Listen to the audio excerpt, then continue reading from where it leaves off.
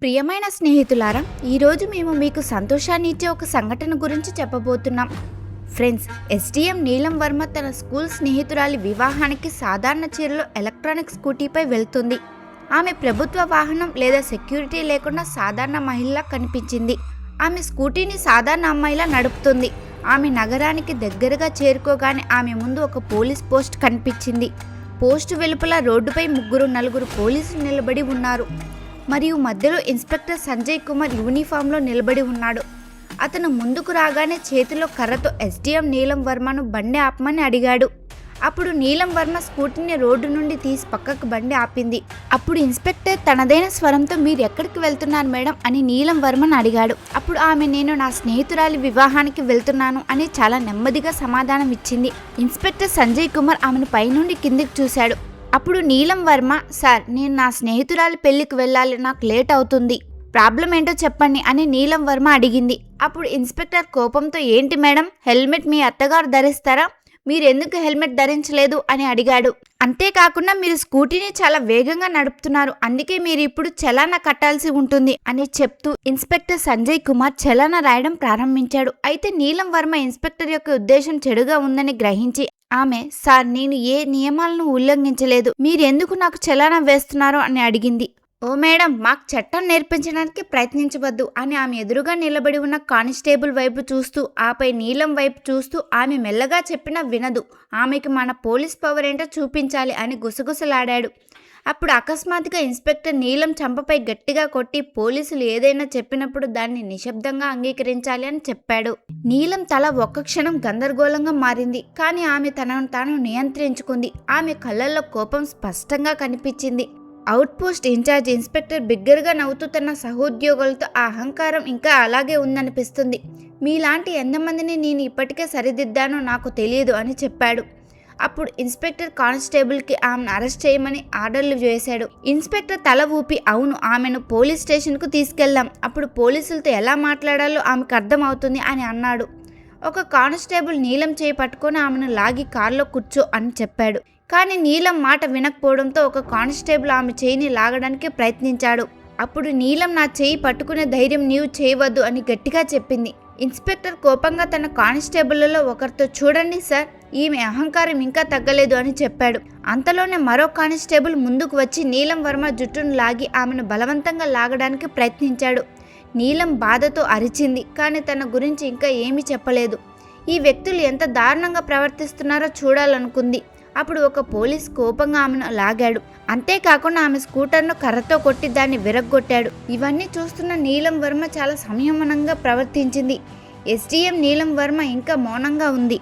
ఆమె తన గుర్తింపును వెల్లడించాలని అనుకోలేదు. ఈ వ్యక్తులు పరిపాలనను ఎంతగా పరువు తీస్తారో చూడాలనుకుంది.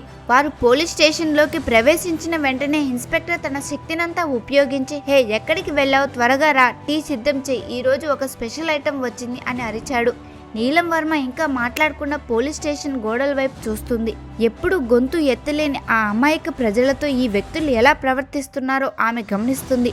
అప్పుడు ఒక కానిస్టేబుల్ ఇన్స్పెక్టర్ సంజయ్ కుమార్ వైపు వంగి, కేసు ఏమిటి సార్ అని అడిగాడు. ఇన్స్పెక్టర్ సంజయ్ కుమార్ నవ్వుతూ, ఏమీ లేదు అన్నాడు. అయితే నీలం వర్మ అంతా వింటూనే ఉంది, కానీ స్పందించలేదు. ఇన్స్పెక్టర్ టేబుల్ మీద కూర్చొని పెన్ను తిప్పుతూ, నీ పేరేంటి మరియు నీవు ఎక్కడ నివసిస్తున్నావు అని అడిగాడు. నీలం ఇంకా మౌనంగానే ఉంది. ఇన్స్పెక్టర్ మళ్ళీ అడిగాడు, నీ పేరేమిటి? నీలం మౌనంగా ఉండిపోయింది. ఇన్స్పెక్టర్ టేబుల్ను గట్టిగా కొట్టి, నీకు వినిపించడం లేదా అని అడిగాడు.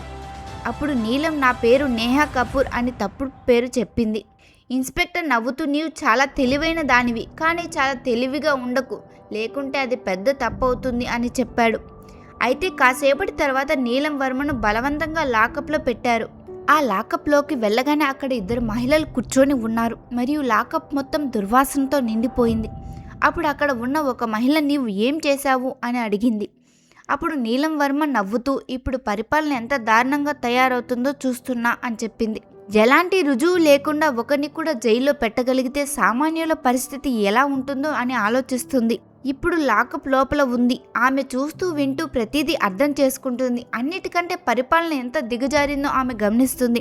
ఇన్స్పెక్టర్ నకిలీ నివేదికను సిద్ధం చేశాడు. అలాగే నీలంపై దొంగతనం బ్లాక్ మెయిల్ కేసు నమోదు చేశాడు. కానిస్టేబుల్ ఆసక్తిగా, సార్ రుజువు లేకుండా ఇలా కేసు నమోదు చేస్తే ఏదైనా ప్రాబ్లం వస్తుంది కదా సార్ అని అడిగాడు. అప్పుడు ఇన్స్పెక్టర్ నవ్వుతూ, ఈ పోలీస్ స్టేషన్లో మనం ప్రూఫ్స్ని క్రియేట్ చేద్దాం అని అన్నాడు. కొద్దిసేపటి తర్వాత ఒక కానిస్టేబుల్ ముందుకు వచ్చి నీలం వర్మను గట్టిగా తోశాడు. అప్పుడు ఆమె గోడకు గుద్దుకుంది, కానీ ఆమె ముఖంలో భయం లేదు. ఇన్స్పెక్టర్ తన చేయి పైకెత్తి ఆమెను చెంపదెబ్బ కొట్టబోయాడు. అప్పుడు బయట నుండి ఆపు అనే గట్టిగా ఒక శబ్దం వినపడింది. ఒక పోలీస్ అధికారి తలుపు వద్ద నిలబడి ఉన్నాడు. అతనే షో సురేంద్ర సింగ్. పోలీస్ స్టేషన్లో నిజాయితీపరుడైన అధికారి ఇమేజ్ కలిగి ఉన్నాడు. పోలీస్ స్టేషన్ లోపల ఉన్న మహిళల వైపు చూశాడు. ఆమె పరిస్థితిని చూస్తే ఆమె చాలా గట్టిగా కొట్టినట్టు అనిపించింది.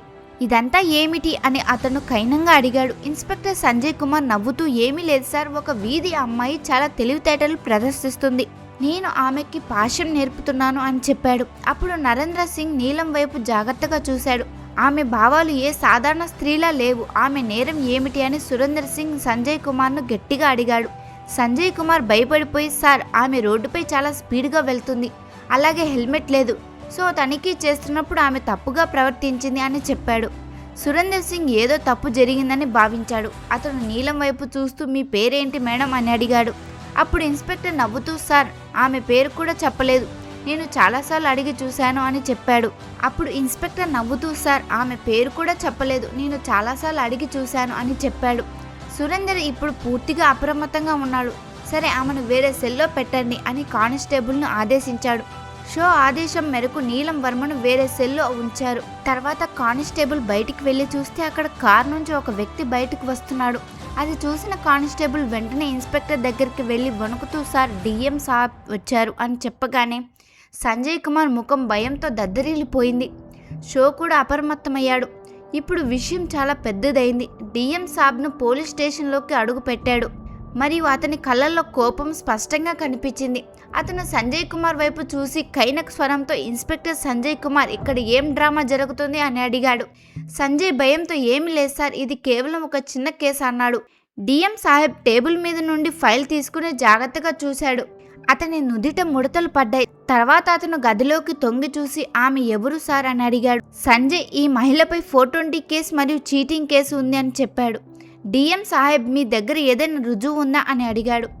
నీ దగ్గర ఏదైనా ఆధారాలు ఉన్నాయా అని మళ్ళీ అడిగాడు.